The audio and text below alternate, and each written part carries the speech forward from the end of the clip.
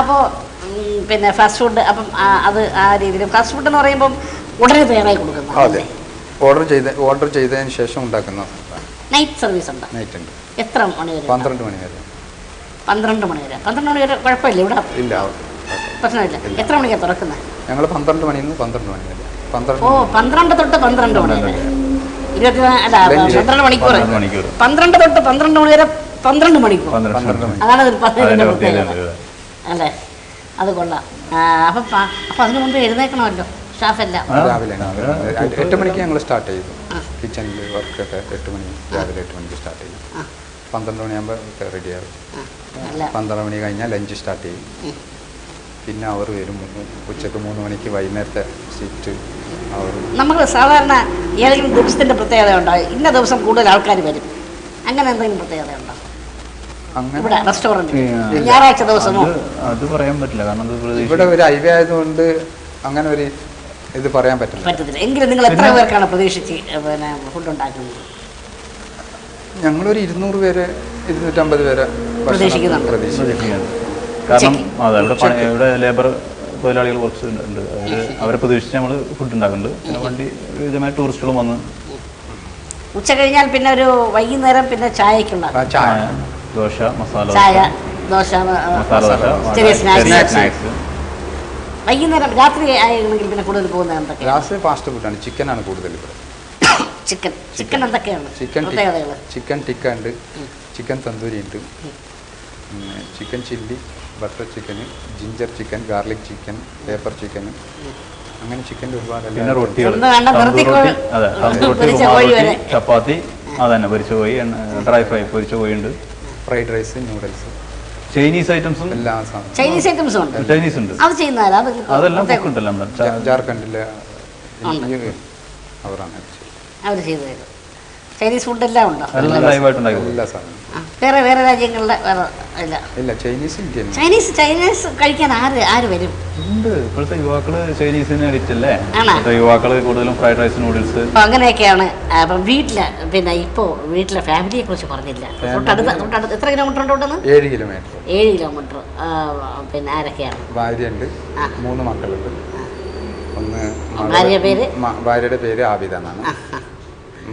മകള് റോസാന, അവള് +2 പഠിക്കുന്നുള്ളത്, ചെമ്മനാട് ജമാഅത്ത് ഹൈസ്കൂളിൽ. പിന്നെ മകന് 9ാം ക്ലാസ്സിൽ പഠിക്കുന്നുണ്ട്, ചെമ്മനാട് ഹൈസ്കൂളിൽ.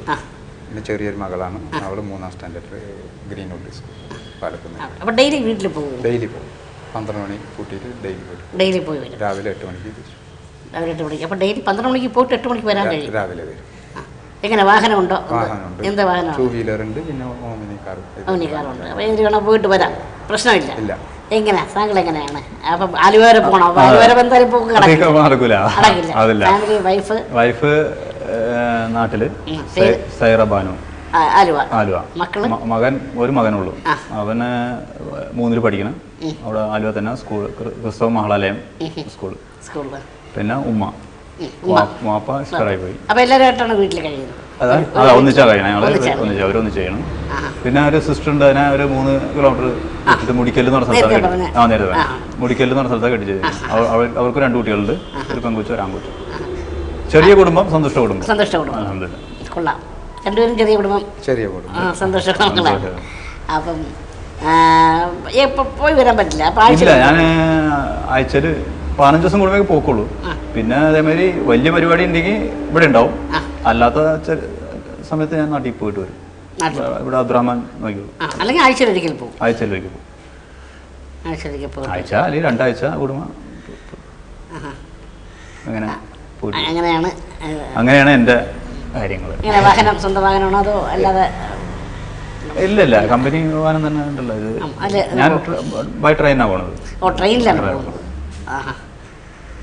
അപ്പോൾ അങ്ങനെ നിങ്ങളുടെ പിന്നെ എന്താ പറയണ്ടേ, ഹോട്ടൽ ജീവിതം പണ്ടേ സ്വപ്നം കണ്ടത്, നിങ്ങൾ യാത്ര തിരിച്ചതും ഹോട്ടൽ വഴി വരുന്നതും, നിങ്ങൾ രണ്ടുപേരും കഴിക്കുന്നത് ഇവിടെ നിന്ന് തന്നെയല്ലോ? ഞങ്ങൾ ഇവിടെ നിന്ന് കഴിക്കും. ഞാൻ എൻ്റെ വീട്ടിൽ പോയി കഴിക്കും. തൊഴിലാളികൾ തന്നെ തൊഴിൽ ചെയ്ത് വന്നിട്ട് അവർക്ക് കിട്ടിയ വേതനങ്ങൾ കൊണ്ട്, അവർക്ക് കിട്ടിയ കാശ് കൊണ്ട്, സമ്പാദ്യം കൊണ്ട് അവർ തന്നെ സ്വന്തം നാട്ടിലൊരു ഒരു സ്ഥാപനം തുടങ്ങുകയും അതിൽ നിന്ന് കിട്ടുന്ന തൊഴിലാളികൾ തന്നെ മുതലാളികളായി മാറുകയും മുതലാളികൾ തന്നെ വീണ്ടും തൊഴിൽ ചെയ്ത് ഇവിടെ തന്നെ തൊഴിൽ ചെയ്ത് നല്ലവരായ നാട്ടുകാരോടൊപ്പം സഹകരിച്ച് സ്നേഹത്തോടെ പോകുന്ന ഈ ഹോട്ടലിന് എല്ലാവിധ ഭാവുകങ്ങളും ആശംസിച്ചുകൊണ്ട് നിങ്ങളോടൊപ്പം സഹകരിച്ചതിന് നന്ദി പറഞ്ഞുകൊണ്ട് നടത്തുന്നു. നമസ്കാരം.